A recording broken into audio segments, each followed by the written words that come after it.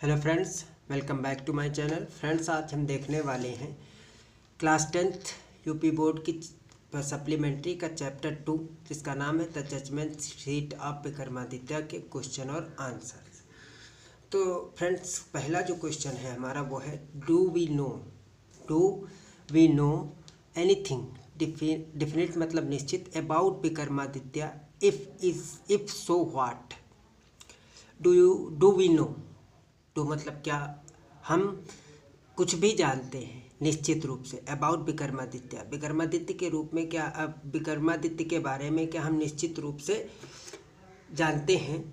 If so what, यदि हाँ तो क्या जानते हैं। तो हमारा आंसर होगा we do not know anything. We do not know, we मतलब हम, डू नॉट नो मतलब नहीं जानते हैं, एनीथिंग कुछ भी, डिफिनिट निश्चित, अबाउट विक्रमादित्य हम विक्रमादित्य के बारे में निश्चित रूप से कुछ भी नहीं जानते हैं। द ओनली थिंग दैट, हम केवल एक चीज़ जानते हैं। द ओनली थिंग, केवल एक वस्तु या एक चीज़, दैट की we are sure about him, जो हमें निश्चित रूप से पता है, जो हमें निश्चित रूप से पता है अबाउट हिम, उनके बारे में, इज़ दैट, वह है he was a lover of justice and learning. He was a lover of justice and learning, कि वे न्याय और ज्ञान के प्रेमी थे। कहने का मतलब है स्टूडेंट कि हम उनके बारे में सिर्फ यही बात जानते थे कि वो न्याय, जस्टिस मतलब न्याय और लर्निंग मतलब ज्ञान, यहाँ पे सीखने से नहीं ज्ञान से है, तो वो ज्ञान और जस्टिस, न्याय के प्रेमी थे। तो अगला प्रश्न देखेंगे, अगला क्वेश्चन हमारा आएगा। अगला क्वेश्चन है हमारा friends, why did the guilty tremble before Vikramaditya. Why मतलब क्यों, डिड द गिल्टी, जो गिल्टी निर्दोषी लोग, ट्रेम्बल कांपना, बिफोर सामने, विक्रमादित्य। क्वेश्चन का मतलब है कि जो दोषी लोग होते थे वो विक्रमादित्य के सामने क्यों कांपने लगते थे।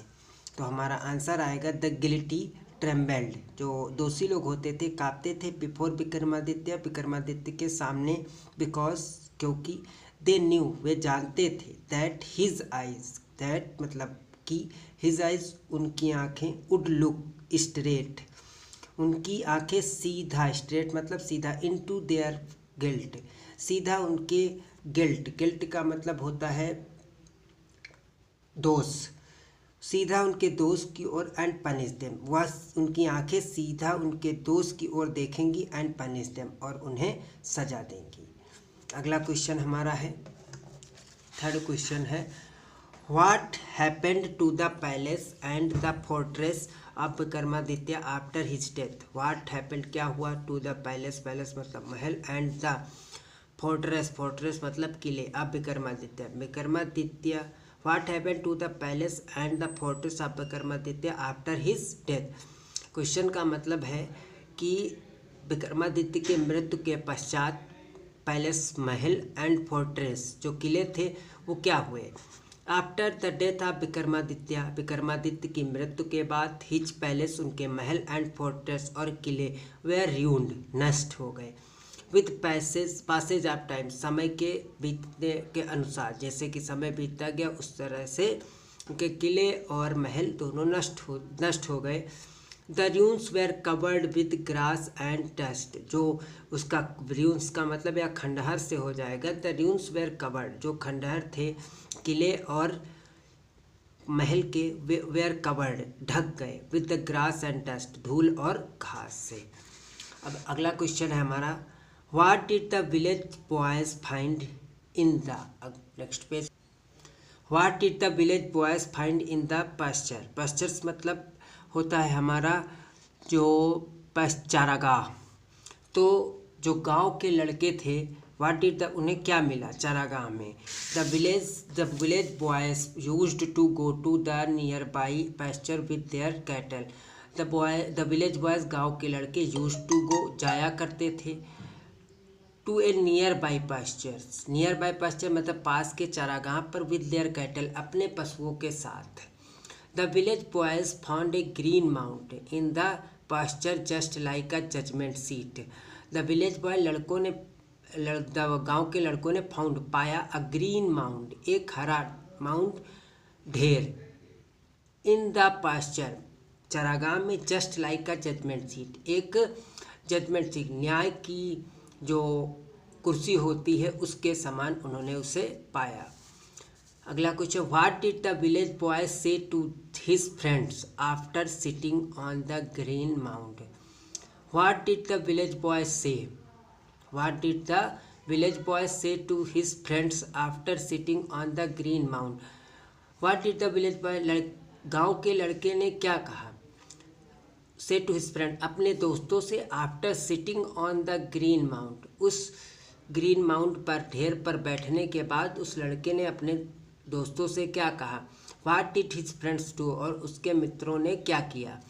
After sitting on the green mount, हरे ढेर पर बैठने के बाद, द विलेज बॉय सेड, गांव के लड़के ने कहा, टू हिज फ्रेंड्स, अपने दोस्तों से, आई विल बी जज, मैं अब न्याय करूंगा। You can bring all your cases before me, you can, तुम अपने जो केस है वो मेरे पास ला सकते हो। Me and I will have trials, और I will have trials. His friend soon brought cases before him for decision, और मैं न्याय करूंगा। हिज फ्रेंड सून, और उसके मित्रों ने जल्द ही, ब्रॉट लाए, केसेस बिफोर हिम, उसके सामने, फॉर डिसीजन, निर्णय के लिए, उसके दोस्त उसके सामने उसके लिए केस लेकर आए। What changes did the village boys notice in the boy who sat on the mount. What changes, क्या बदलाव आया उस गांव के लड़के में, in the boys who sat on the mount, जो उस माउंट पर बैठा था उसके अंदर क्या बदलाव आया। द विलेज बॉय नोटिस, जो गांव के लड़के थे उन्होंने नोटिस किया, that the boy who sat on the mount, लड़का जो उस माउंट पर बैठा हुआ, had become serious and grave, वह बहुत सीरियस मतलब गंभीर हो गया है। His tone and manners were impressive, और उसके जो बात करने का तरीका और बोलने का अंदाज इम्प्रेसिव, एक असरदार होने लगा। इम्प्रेसिव मतलब दूसरे को आकर्षित करने वाला, इम्प्रेस करने वाला हो गया है। Why did the grown up man and women put their dispute before the cowherd boy.